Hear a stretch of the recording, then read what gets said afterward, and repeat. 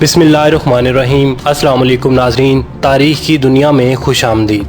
नाज़रीन, आज की इस वीडियो में मैं आपको बताऊंगा कि फ़िरौन की बेटी को बरतानिया में क्यों दफन किया गया, और जब फ़िरौन की बेटी बीमार हुई तो हज़रत मूसा अलैहिस्सलाम ने उसको कैसे बचाया। वीडियो की तफसील में जाने से पहले हमारे चैनल को सब्सक्राइब कीजिए और बेल आइकन को ज़रूर दबा दीजिए ताकि हमारी आने वाली नई वीडियो सबसे पहले आप तक पहुँच सकें।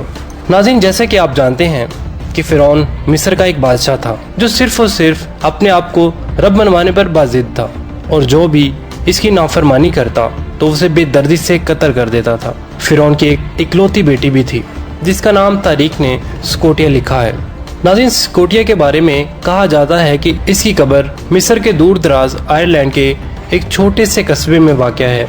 लेकिन यहाँ सवाल ये पैदा होता है कि इकलौती बेटी और मिस्र से लाखों मील दूर आइलैंड की इस वादी में कैसे पहुंची।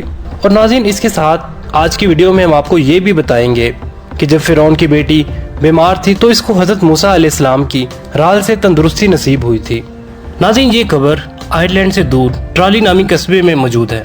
ट्राली की ये वादी अपने अंदर सदियों पुरानी कुछ कहानियाँ समेटे हुए है जो आयरलैंड के लोगों में सीना बसीना मुंतकिल होती गई। नाज़रीन, ये कहानियाँ स्कोटिया नामी फ़िरौन की बेटी से जुड़ी हुई हैं जो अपने दौर की ताकतवर तरीन हुक्मरान थी। नाज़रीन, इस वादी में न सिर्फ उसकी कब्र मौजूद है जबकि इस वादी में एक बहुत बड़ी जंग भी लड़ी गई। ये जंग स्कोटिया और यहाँ के मकामी लोगों के दरमियान लड़ी गई। चूँकि स्कोटिया और इसके साथी जदीद और बेहतरीन हथियारों से लैस थे और बहुत बेहतरीन हिकमत अमली भी रखते थे, लिहाजा वो यह जंग जीत गए और उन्होंने इस इलाके को अपना मस्कन बना लिया और इनकी आने वाली नस्लें यहीं परवान चढ़ने लगी।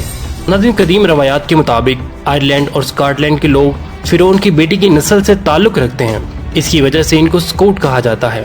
नाज़रीन, कदीम रवायात के मुताबिक इस शहजादी को मोहब्बत की पादाश में मिस्र से दरबदर कर दिया था।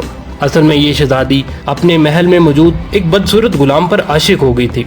आहिस्ता आहिस्ता ये शहजादी उस आरफ नामी गुलाम के करीब होती चली गई और अपने अमूर सल्तनत में दखल अंदाजी की इजाज़त देने लगी। नाज़रीन, ये माजरा देखकर महल के दूसरे गुलामों को शहजादी पर शक होने लगा, लिहाजा उन्होंने शहजादी की जासूसी का फैसला किया। नाज़रीन, कुछ ही दिनों में उनको इस बात का मुकम्मल यकीन हो गया और उन्होंने ये सारा माजरा फ़िरौन के सामने रख दिया। फ़िरौन ये सुनकर आग बगोला हो गया और फ़ौरन अपनी बेटी को दरबार में तलब किया। जब फ़िरौन की बेटी स्कोटिया से मोहब्बत का इतराफ़ करते हुए आरफ को छोड़ने से इनकार कर दिया तो फ़िरौन ने स्कोटिया को मुल्क से दरबदर कर दिया और आरिफ नामी गुलाम को कैद में बंद कर दिया, जिसके बाद उसे कत्ल कर दिया गया। नाज़रीन, जब इस शहजादी को मिस्र से निकाला गया तो मिस्र एक अजीम ताकत के नाम से जाना जाता था, लेकिन कुछ अरसा बाद मिस्र के इक़्तिदार को ग्रहण लग गया।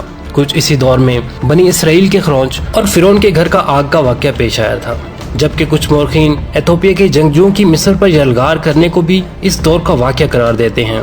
मिस्र से निकाले जाने के बाद स्कोटिया ने स्पेन में क़याम किया, लेकिन उस नामालूम वजूहात की बिना पर इस शहजादी को ये इलाका भी रास न आया। स्कोटिया चूँकि बहुत दौलत और हीरे जवाहरात रखती थी, इसलिए इसके साथ कुछ लोग भी शामिल हो गए थे।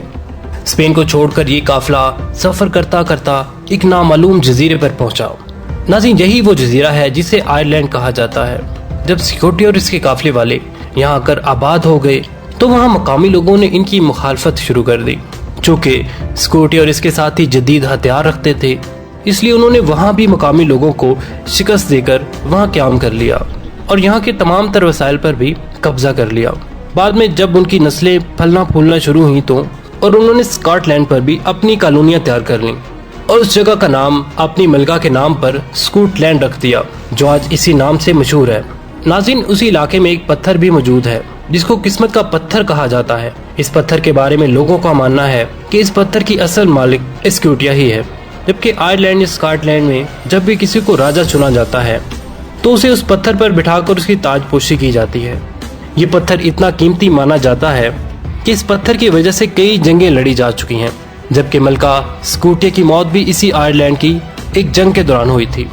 यहाँ कुछ मौरखीन का कहना है कि ये सब बातें महज एक मकामी रवायात हैं जिनका हकीकत से कोई ताल्लुक नहीं, लेकिन ज़्यादातर मौरखीन इन बातों को हकीकत पर मबनी करार देते हैं। नाज़रीन, यहाँ पर आपको बताते चले कि एक दफ़ा फ़िरौन की बेटी बहुत बीमार हो गई। बेशुमार मुआलिज इसका इलाज करने आते, लेकिन वो इसको ठीक करने में मुकम्मल तौर पर नाकाम रहे। حتیٰ کہ نوبت جہاں تک آ پہنچی کہ فرعون نے پوری سلطنت میں اعلان کروایا کہ جو میری بیٹی کو صحت یاب کرنے میں کامیاب ہو گیا تو اس کو بڑے انعام سے نوازا جائے گا۔ اس کے باوجود کوئی بھی حکیم اس بیماری کا علاج نہ کر سکا۔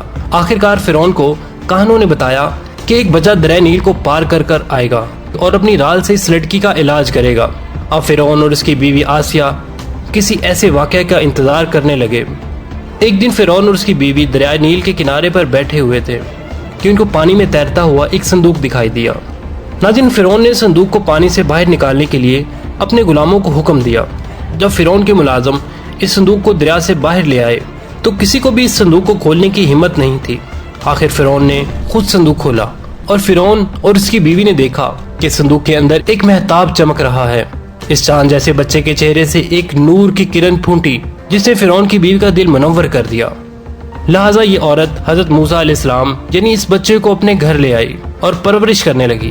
ناظرین، یہی وہ فرعون تھا جو اپنے تخت کی خاطر 5000 بچوں کو قتل کر چکا تھا، اور اللہ نے حضرت موسیٰ علیہ السلام کو اسی فرعون کے گھر میں پالنا شروع کر دیا۔ لیکن حضرت موسیٰ علیہ السلام نے کسی بھی دودھ پلانے والی کا دودھ قبول نہیں کیا۔ لہٰذا حضرت موسیٰ علیہ السلام کی بہن کی رہنمائی پر حضرت موسیٰ علیہ السلام کی والدہ کو دربار میں بلایا گیا۔ ناظرین، جیسے ہی حضرت موسیٰ علیہ السلام کی والدہ نے اپنا دودھ پلانا چاہا تو فوراً حضرت موسیٰ علیہ السلام نے اپنی والدہ کا دودھ قبول کیا۔ اسی دوران فرعون کو خیال آیا کہ شاید یہی وہ بچہ ہے جس کے منہ کی رال سے میری بیٹی صحت یاب ہوگی۔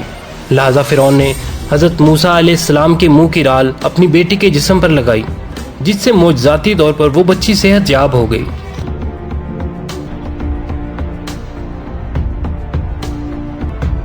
ناظرین، اس سے یہ ثابت ہوتا ہے کہ اللہ تعالیٰ جو چاہتا ہے وہ کرتا ہے۔ اگر وہ اللہ فرعون کے گھر میں حضرت موسیٰ علیہ السلام کو پال سکتا ہے تو زمین و آسمان میں اپنی قدرت کامل سے کچھ بھی کر سکتا ہے۔ جی تو ناظرین، کیسی لگی آپ کو ہماری آج کی داستان؟ کمنٹ سیکشن میں اپنے خیالات کا اظہار کرنا مت بھولیے گا۔ اس کے ساتھ ہی عامر سہیل کو اجازت دیجیے۔ اللہ نگہبان۔